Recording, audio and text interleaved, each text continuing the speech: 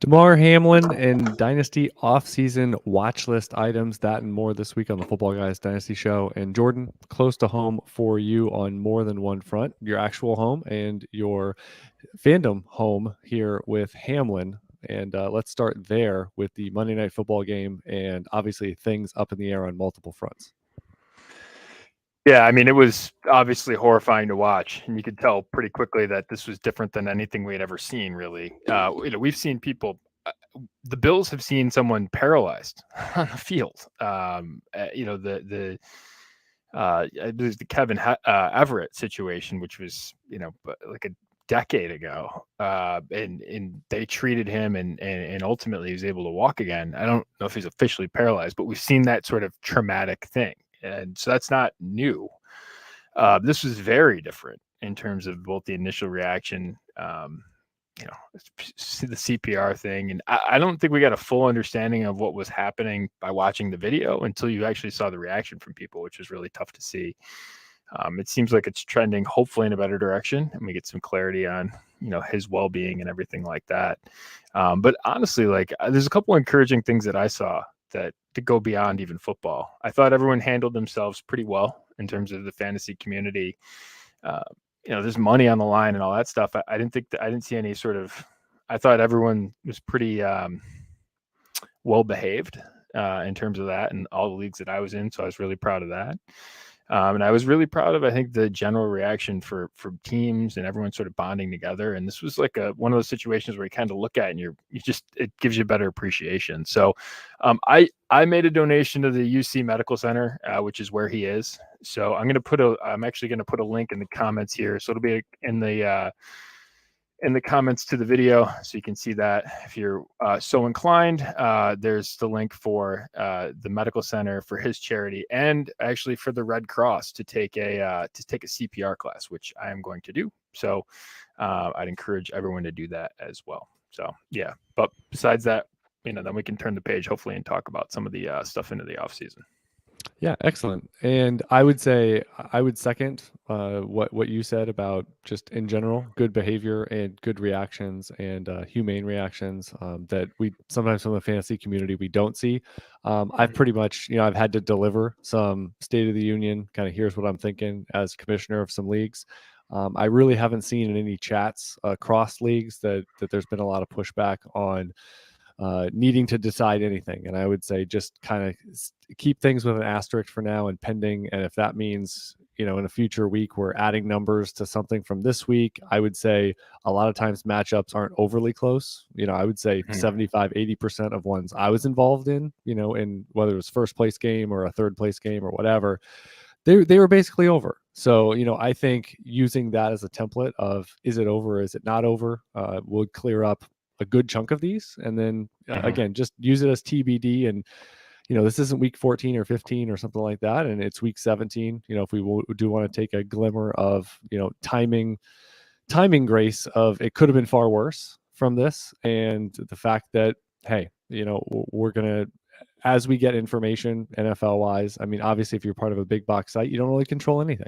If it's a private league, the collective 10, 12, 14 people do. And so I would say let's keep that attitude of cooperative nature going with whatever it is. I know there's Football Guys staff chat. We have been talking about this. I mean, every time I look at my email, there's 10 new messages. So trust us.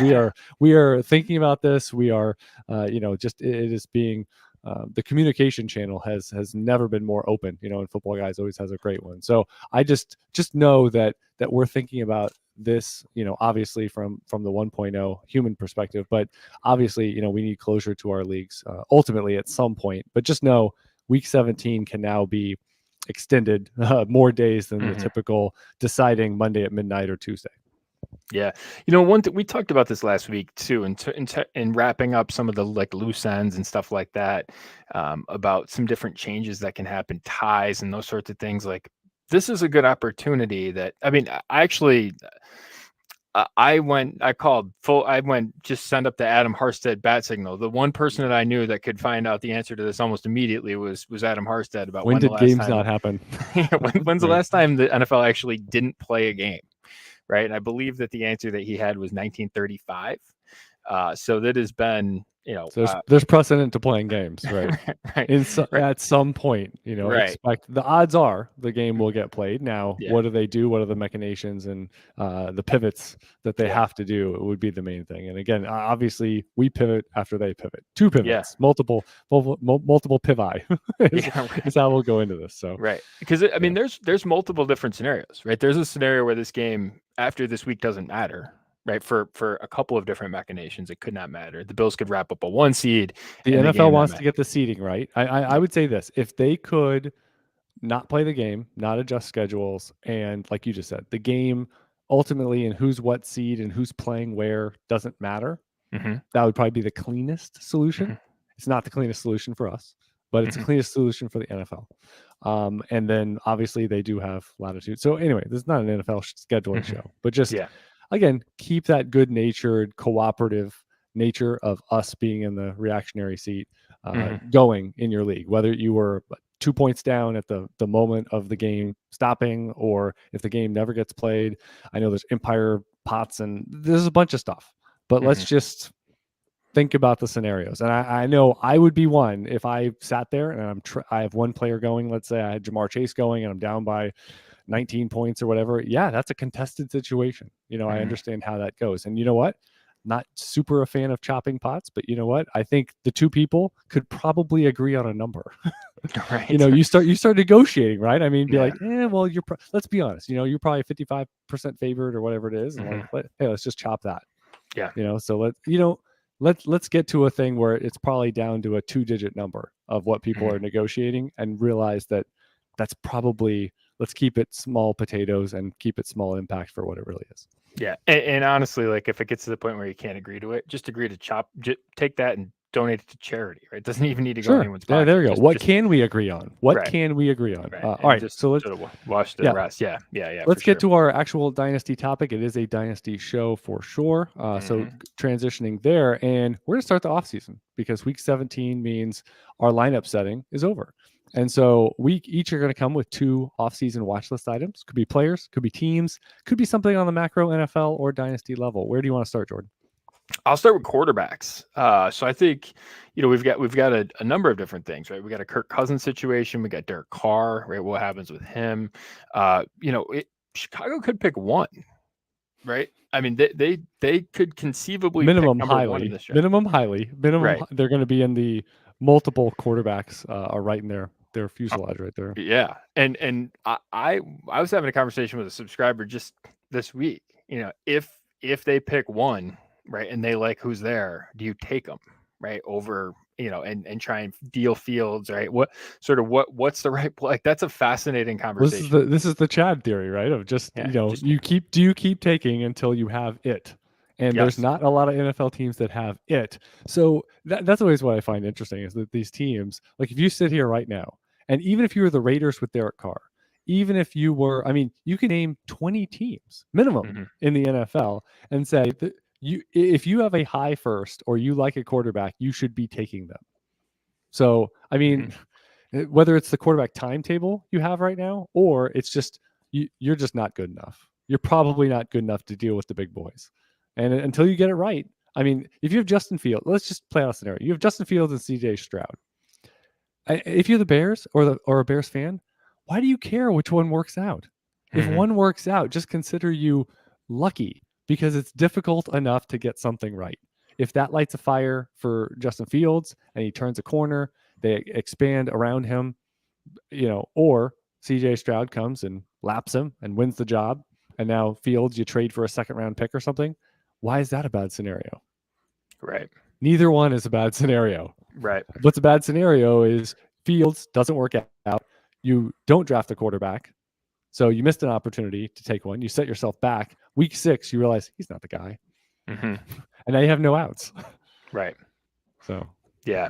Just looking at the list that I had, like Goff, like the quarterback questions that could be out there: Goff, Geno Smith, Rodgers, Fields, Mayfield, Cousins, Daniel Jones, Lamar Jackson, Brady, Tannehill, Jordan Love. Right. So you just keep looking around and you just keep thinking like that could be a really, and I didn't mention Carr, right? And Carr, right? We already mentioned him already. Yeah, so things are, what's funny is things are changing because Carr wasn't really on my list. I made a preemptive list like in October or something, and Jared Goff was, in terms of like a cut, restructure, probably doing something candidate. And for Goff, you'd be like, why wouldn't the Lions keep him? Is sort of my 1.0 thought now. And with Carr, it's like, well, he can't stay there.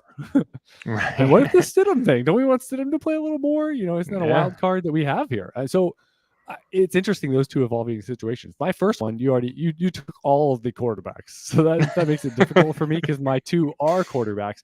I'm going to say this, which is, I think this may be the closest thing we ever get, which is Tom Brady to controlling these little micro contracts of picking where you want to go. I wish he would have started earlier in his career, because then we could actually say this is sort of like LeBron James, and like the closest thing we have to an NBA like scenario of just, 2-year deal. Let's see. Do you please me? And then I might leave. Or are you gonna tag me? Or are there things in their contract that like, oh, I'm gonna be walking. And I think Tom Brady is gonna be the one that you have a lot of teams that might think they're really close, and they might have a good enough situation to woo Tom Brady. Tampa Bay did previously. And so I just think of the dominoes. Let's imagine a scenario. I mean, what blows up this whole thing is, what if Tom Brady goes to San Francisco? Because that's a team ready to go. Does that mean Trey Lance is going to be Jordan Loved as a verb?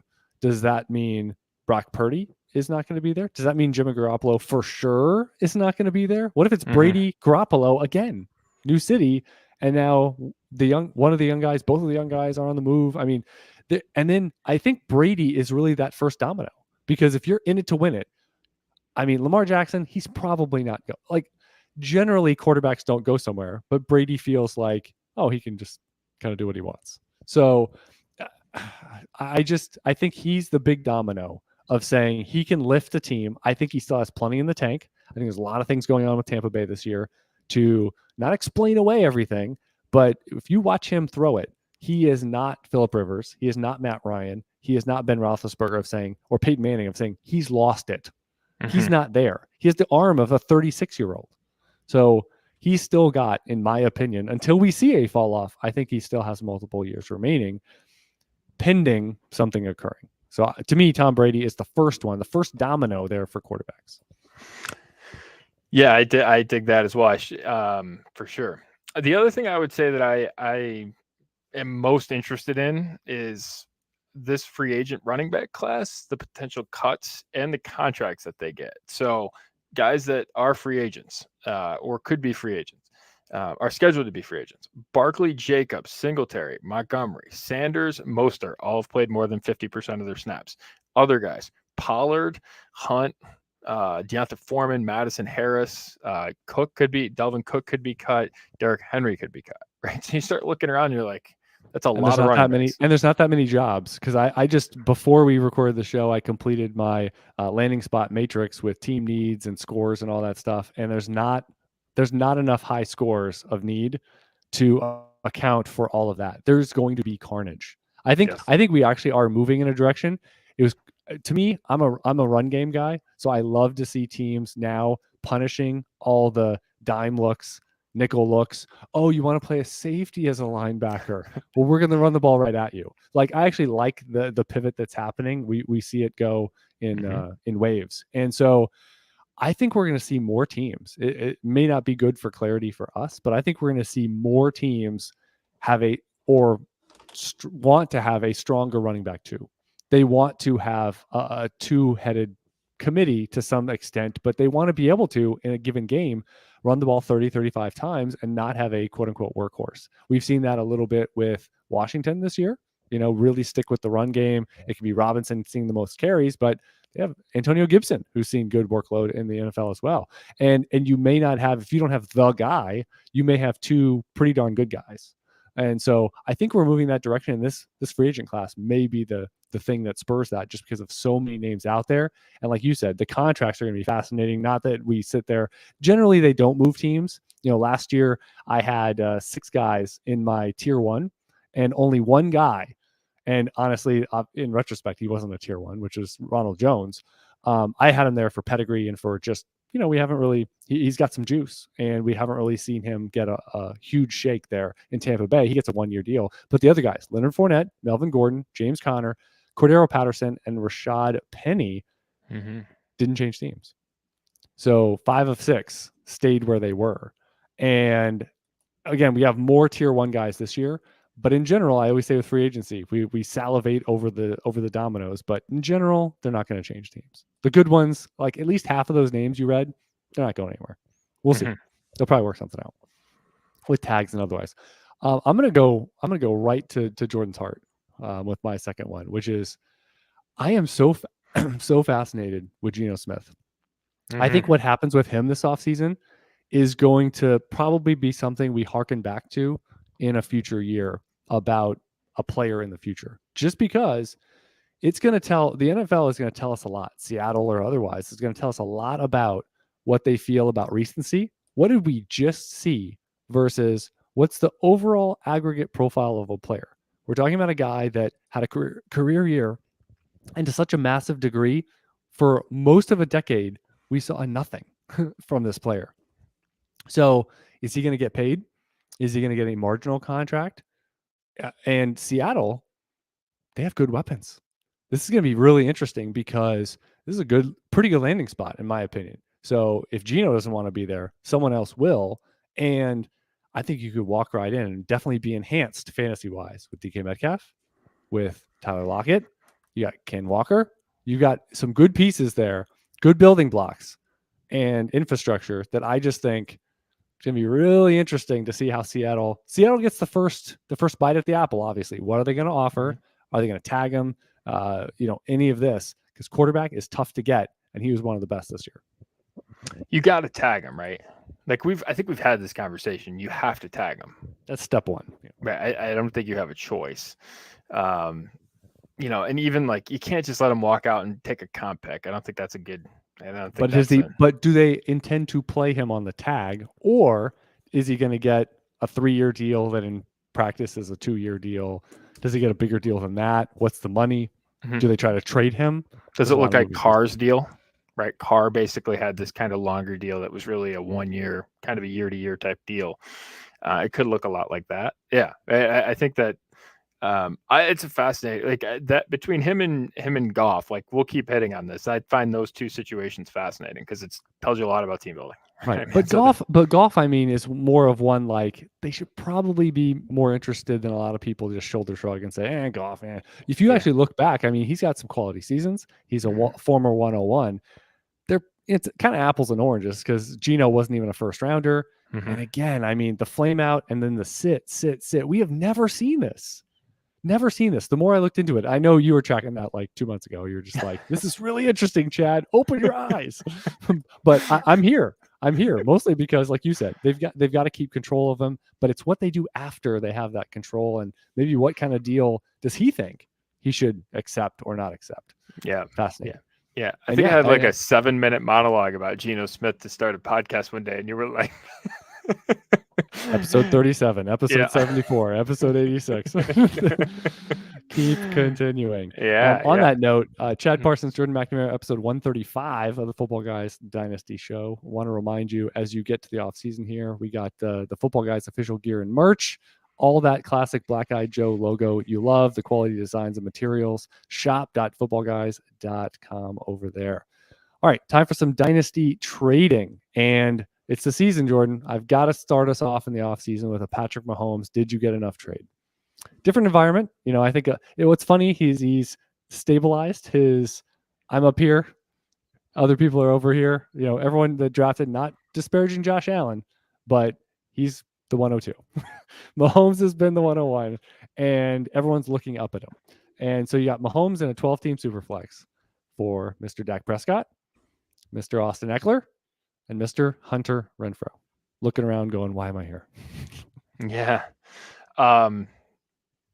Yeah, it's interesting. It'll be interesting with the quarterback one race, by the way, because he's going to get docked. I'm just looking at the math here. Our official stats have Allen ahead of Mahomes ahead of Allen, but it's hurt the incomplete game in week 16 is actually counting against Allen. So coming into this week, Allen was actually the quarterback one in our default stats. And it's interesting because now the per game stuff that actually docks him. So it's an interesting conversation. They're 1 and 1A. They're 1A and 1B, right together. I don't, if you made this deal maybe in August, we could talk a little bit differently about it.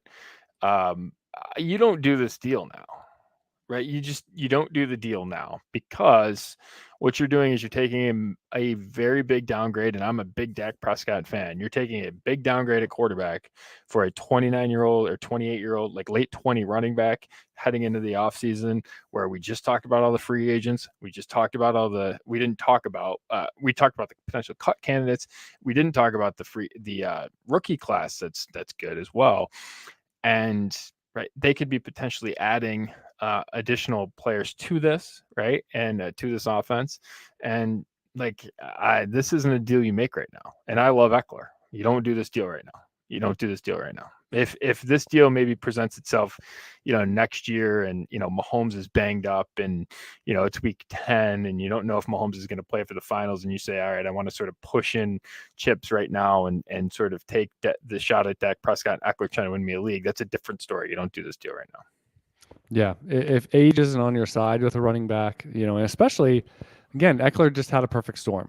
He had the absolute perfect storm because Joshua Kelly held that number 2 job. Wasn't a huge presence in taking touches away. You had the perfect storm of touchdowns scored for a sub-sized running back, and the perfect system, the perfect everything. You're assuming all that maintains. You're also assuming that he's healthy when you need him. And when do you want a stud running back healthy? I mean, he helps you every step along the way, but you really want him in the deep dark months of the season.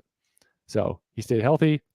Is he going to be healthy, throughout next year? Miss a chunk? I mean, not to say durability is predictable year to year for running backs. Certainly not. But we'll say, I mean, if a guy largely is healthy, it's almost like you put him on the watch list for next year. That is he going to stay as fortunate with some of these glancing blows and the wrong one, the wrong angle, the wrong micro 5 inches that a helmet goes one way or another. So and again, that's too big of a fall. Like one of my questions was going to be, if you're going to take on Eckler, you're going to take Renfrow.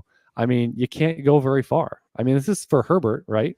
Mm-hmm. Or someone else, and Herbert actually might be accessible where you get more than this added on.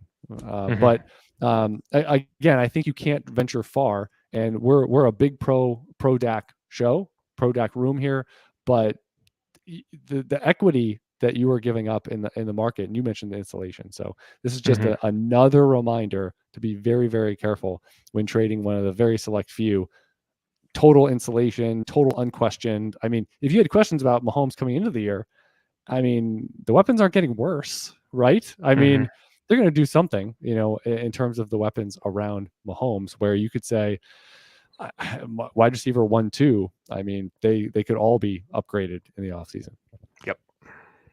All right, next one. We got 10-team, 1 quarterback.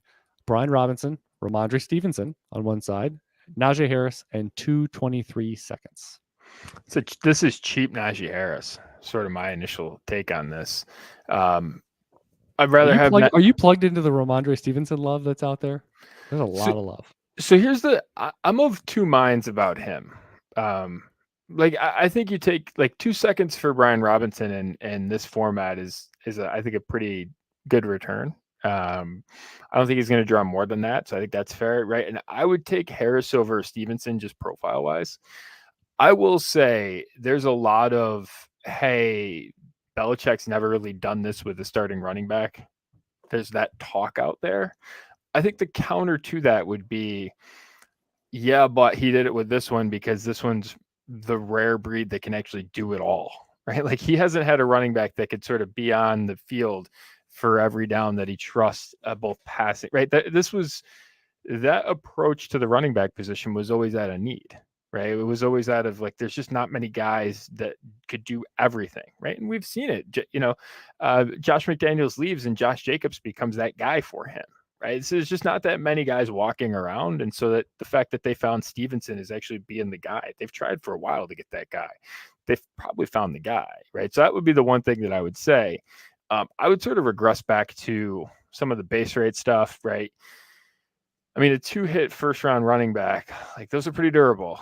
And, you're looking at a guy that's comparing him to a guy that's a day 3 running back that they don't have the same quite density, right? So they're going to be a bit swimming. If you're wrong, if we're wrong on the assumption that Belichick found his guy, you're going to lose the deal, right? So that's the problem with this. Whereas I think Harris historically has been pretty safe, right? You look at that; those guys are really superseded. They really have high draft, competition. When every year, really on a rookie deal, a 4th round running back's about a 30% chance of getting superseded. So, right, when you sort of look at that, like there's a lot of risk factors going into the Stevenson one, and especially you combine it with where he's going to go in drafts, like that's a pretty dangerous range. So give me Harris and some of the flexibility there with the running backs or with the picks.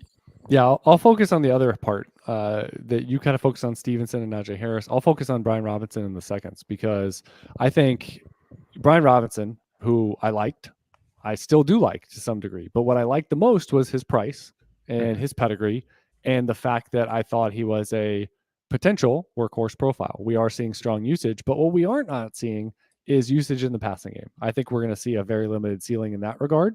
Antonio Gibson still on the team until he is not. And that's with JD McKissic being hurt this year. So you could view it in a lot of ways. Robinson got a good opening opportunity in foray into that offense, which now is going to have did have a quarterback question. They have good wide receivers to limit targets, in the ceiling, even for Antonio Gibson. And so you have a guy that, in my opinion, is more of a grinder type. So he's just going to need big workload, touchdown centric to ever hit 20 points in a game.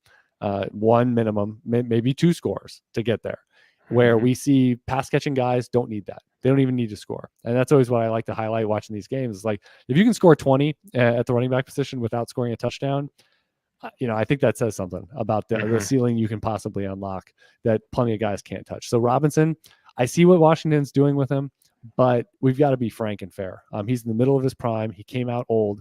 And we have not seen in year 1 with something puck luck going his way, not a whole lot of ceiling. So give me 2 seconds and in a 10-teamer, they're not that late. And the fact that you'll probably get to look at a day 2 running back with one of the picks, you can trade up and certainly get a day 2 guy that more receiving centric. In a 10-teamer, we're going for upside and studs. And if you don't think Robinson is, cash that in to try to get one. So those would be my thoughts on it. And same thing as you, I'd take the Harrison picks. Yeah, and I think too the thing you hit, like you're gonna get a chance to take at least one similar, if not 2 similar bets is Brian Robinson, right? So when you start thinking about arbitrage opportunities, you're basically going, hey, should we take 1 shot on Brian Robinson or should we take 2 shots that we can sort of land Brian Robinson or something better with those shots? And right? if you lose Brian Robinson, let's face it, he started off this year. You were in August. Where was Robinson on your depth chart? Running at 4, 5. I mean, 8. The point is, even if you started him a few times, the point is, I doubt if he's in your top 2 running backs. I mean, things went completely sideways on you, or you just build teams a different way. And frankly, I just don't think he's going to matter that much. So take your shot on just doing something else with the picks. You can get a bridge wide receiver with one of those picks, maybe a day 2 running back with the other one. You got plenty of latitude there to just stay flexible. And this is not me worried that Washington's going to splash the pot with a meaningful running back pick or anything like that. I just don't see a high-end outcome within his reasonable range. All right, last one. We got 12-team Superflex, Chris Olave, off to a great career arc start there. And you've got it for DeAndre Swift in a 23 second. I like Olave here. It might not have historically been my answer to this. I might have went Swift. I think there's a couple of things here. Right, you look at the Olave profile, and it's extremely durable. Right, you get a player that comes in and It hasn't been a ton of routes, but it has been very, very effective. And has all this sort of ancillary metrics to back it up, right? So really good numbers there in terms of all of that. So you really like the trajectory he's on. I am uncertain about the trajectory that DeAndre Swift is on, right? And I think that as I sit here in January, 9 months from the kickoff of the 2023 Dynasty season, what I want more than anything is security, right? I want as many answers as I can get, as many players as I feel confident in the answers as I can possibly get at this point. So I think you cash in uncertainty for certainty, right? And I think that this is a good example of that. There's a really elite wide receiver profile with Olave here. That's the exact direction I was going to go. Is that you want that security? If we were playing word association with DeAndre Swift, I would say high variance. I think he fits the profile of a guy that I think it was a running back. It was a roundup for this week at Footballguys that I mentioned DeAndre Swift as a guy that I think can finish top 5 next year. He has the profile to do it. Now the problem is, and Jamal Williams is a free agent. The problem is we've seen very much an up and down journey with DeAndre Swift from the moments we've seen of always coming together. Here it comes. This is the big unveiling, and he's going to ride this momentum. Well, this momentum this year turned into them playing a lot of backs and Jamal Williams being the pretty much exclusive. We get down inside the 5-yard line. Yep. Jamal Williams. We're going to have him set a record for personal record for touchdowns. Now he's a free agent. If he leaves, if they don't notably splash the pot, but it's a big class. It's a big free agent class.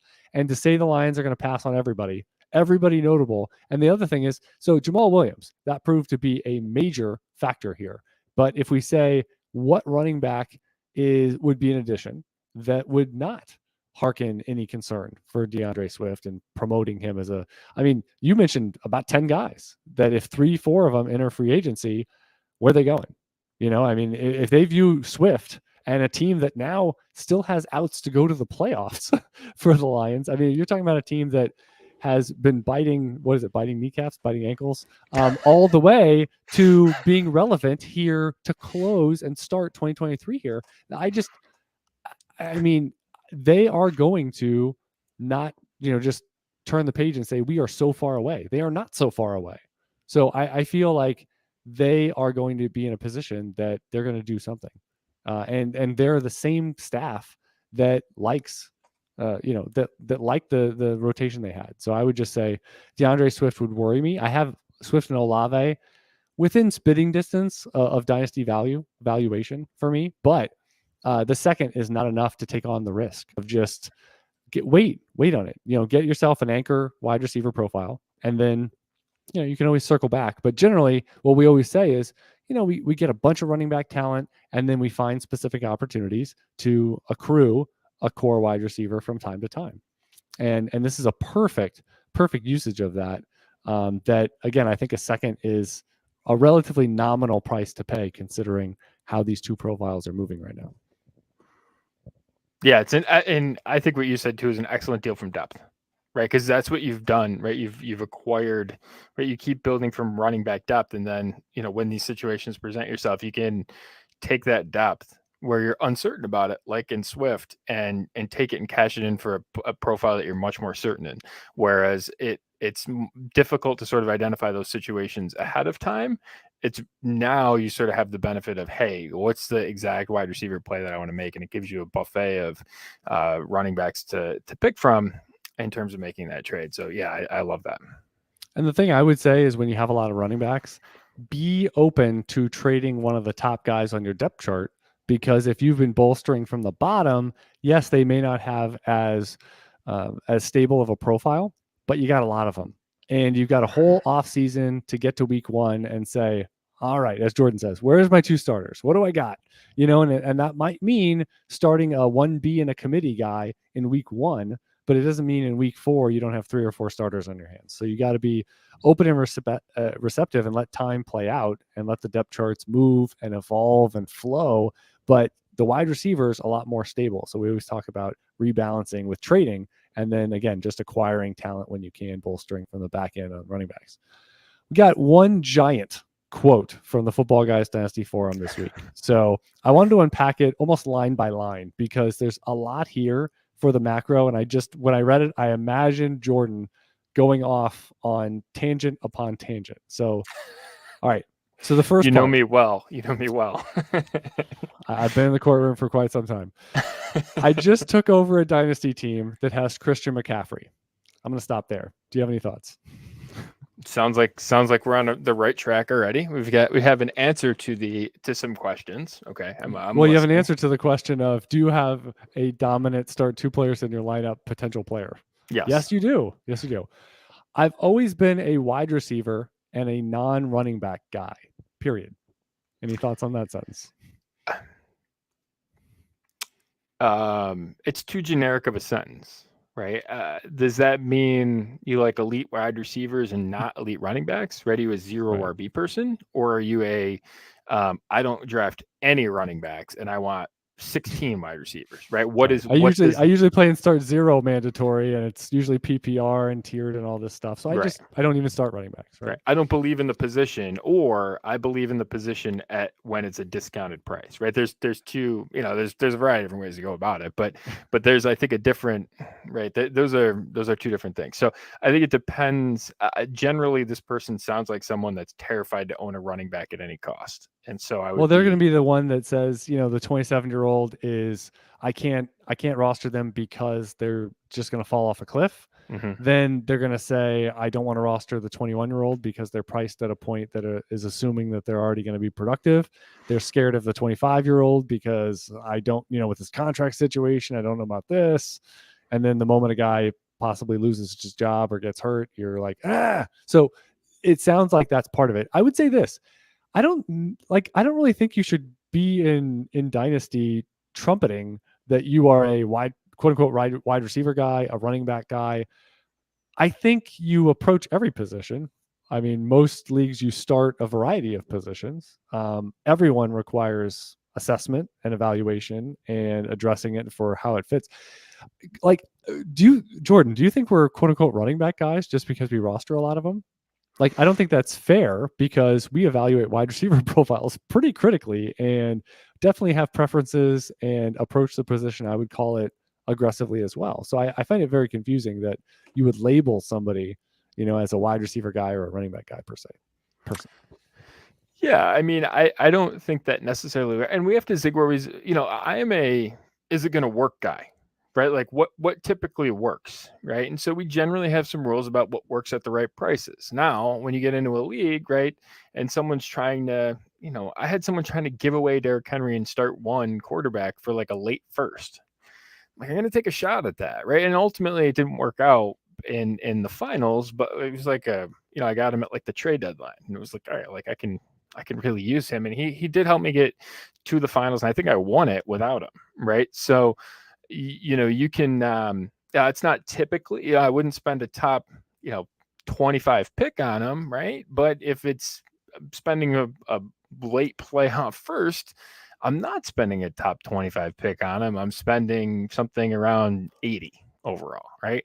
And so I think like at that cost, I'm really interested, right? I'm in, hey, this guy really solves my problems at a cheap cost, right? We're more into at least I am more into the, hey, does it make sense at the cost type of thing? Generally speaking, I don't think elite running back does, except when you sort of get in a startup draft, except in existing drafts, it can, existing leagues, it can, because you get certain, discounts because there's the rebuilding versus the contending market that doesn't always come together and meet at the price of efficiency that it would in a startup draft. So there's a lot of opportunities, and I've been much, much, much more willing to sort of pursue those as I sort of have, we talk about different tools in our dynasty toolbox.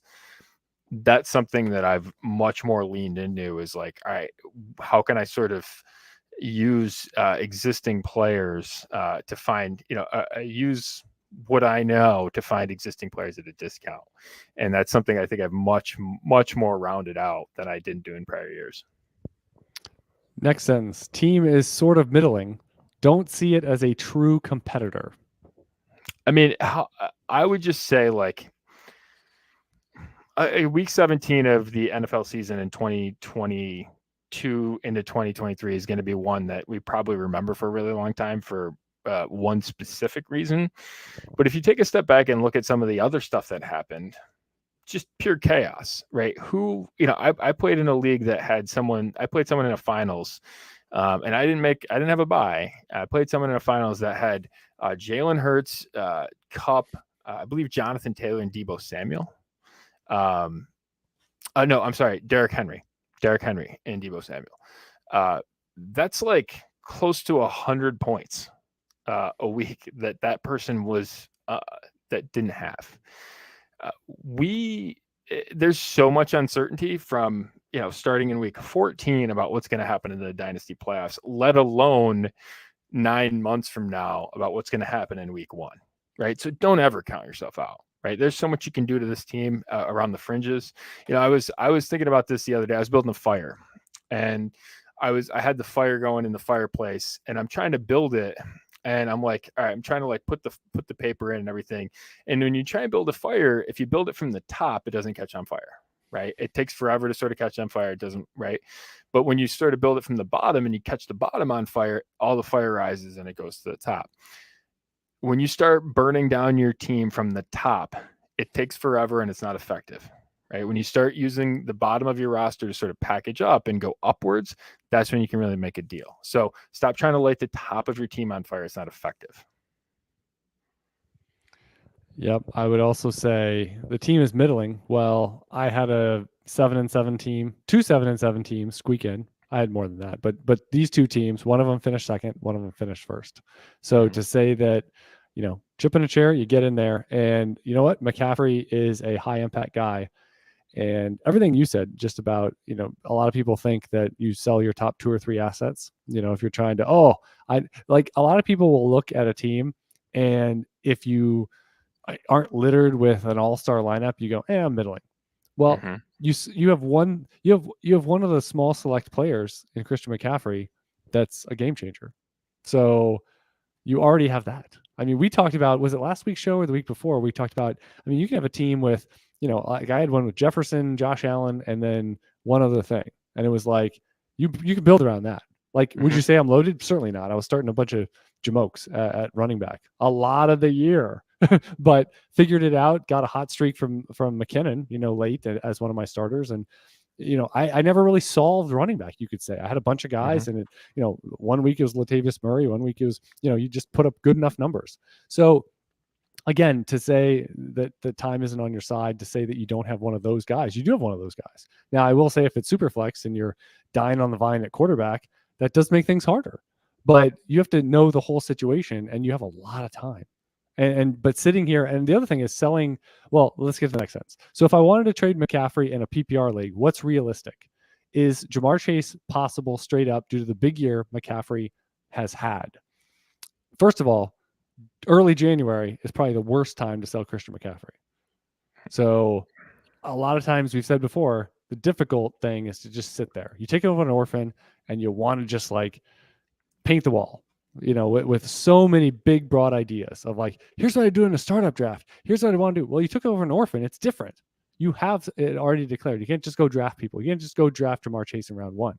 So what are your thoughts on some of the inklings on what is realistic? Is Jamar Chase possible?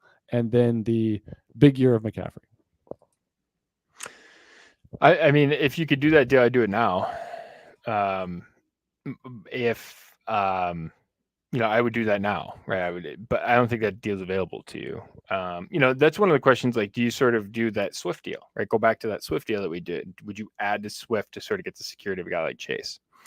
I think that the ask on that deal is going to be a lot more than the Swift one was, right? So that would be the thing that I would say. I'm not scared of McCaffrey. Right? I want to, like you said, now's not the time to really trade him. He doesn't scare me like some. He's going to be 27. He's a receiving centric guy. He's gotten in the perfect offense to say that he's going to age gracefully.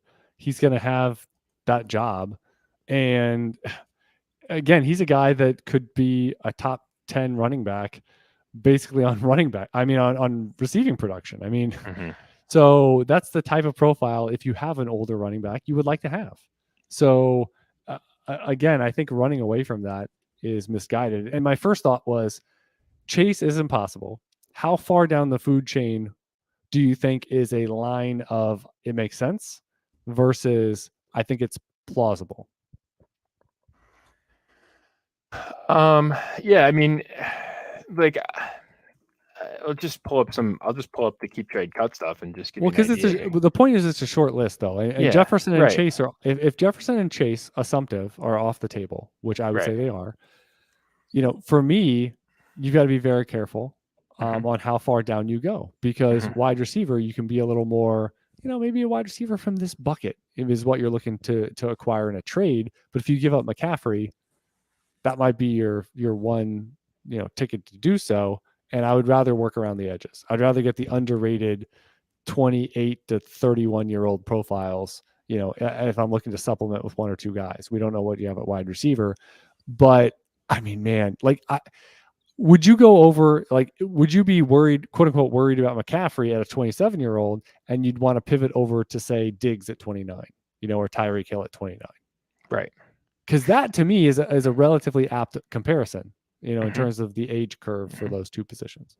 Yeah, and the other thing too is like, you sort of you pivot back a little bit and say, all right, like the guys, there's a lot of sameness in that, right? Once you sort of get past the Jefferson Chase tier, there's a lot of sameness between 3 and 15, right? 3, and you can go even out farther than that if you're just trying to sort of accomplish it on kind of a year-to-year basis. You know what I mean? Like, what's the spread that you could get? Like, I'd almost rather go. I actually think if you're trying to do this deal, you'd be better off to sort of go old to old and get a plus, right? If you're concerned, people are attuned to going, being quote baited into going from young guy to old guy, right? So it's tough to trade someone like McCaffrey for Justin Jefferson, right? The market sort of knows that that's not the right deal to do. You can flip that though, and I think there's value to explore. And if you're dead set on trying to trade him, if you're dead set on trying to fix wide receiver, go down at wide receiver and at a pick, right? But go down old to old, right? So like you said, in the Diggs portfolio, I might even go further, like go out, can Evans in a first, right? Where's the first on that? Something like that, right? You start going down further on that. Is that a space where you can actually take out a chunk of some value and sort of go that direction? You get Evans, that might turn into a top 50 pedigree running back or something. So, Yes. right, give yourself Yes. an out to get it right if you truly feel that way. Right. And again, I still Right. think McCaffrey, unless you're getting a pick for this year's draft, which obviously has a timetable on it when that pick comes due, we're 5 months away or whatever it is, that you need to, be thinking that McCaffrey will have a lot of value if he just gets to week one and he's healthy and he has the number one role. And, that's pretty much all it takes. And all of a sudden people start thinking about lineups again. People are not thinking about lineups right now.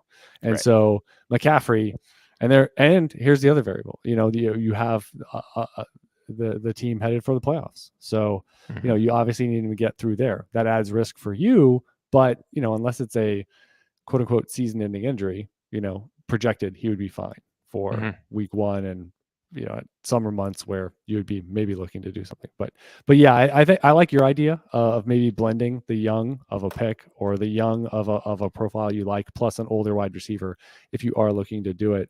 I think, yeah, I wouldn't travel below Jalen Waddle for me. I know I'm probably Mm-hmm. higher on Waddle than typical. Because I have him at 3. I think the consensus is 4, 5, 6, somewhere in there. So again, I think that's where it would stop. I think beyond that, then there's a lot of sameness. And so, yeah, I think you're probably better off going older, and you probably have the same window. If you have, say you view McCaffrey year to year because he's 27, he's a running back, and that's the end of a prime production window. Then, a 29-year-old wide receiver, a 30-year-old wide receiver could be viewed in the same ilk. So yeah, I like your idea of like, hey, here's 3, 4, 5 wide receivers, and let me just try to see what's the best I can get within that subset in a package 2 for 1, 3 for 1. Yes. All right, that is going to do it. Jam-packed episode. Starting off the off season here, even though we still have some outstanding matchups and finality to go with dynasty leagues at large. Talking about Patrick Mahomes, talking about the right process, the wrong process to do some dynasty deals here early in the offseason. That's going to maintain as we go through here, officially in offseason mode, looking at profiles and good discussion, as I thought would happen with Christian McCaffrey and a lot of the assumptions people have with contenders, with profiles, and with trading here to close the show. I am Chad Parsons. He's Jordan McNamara. And until next time, good luck in your dynasty leagues.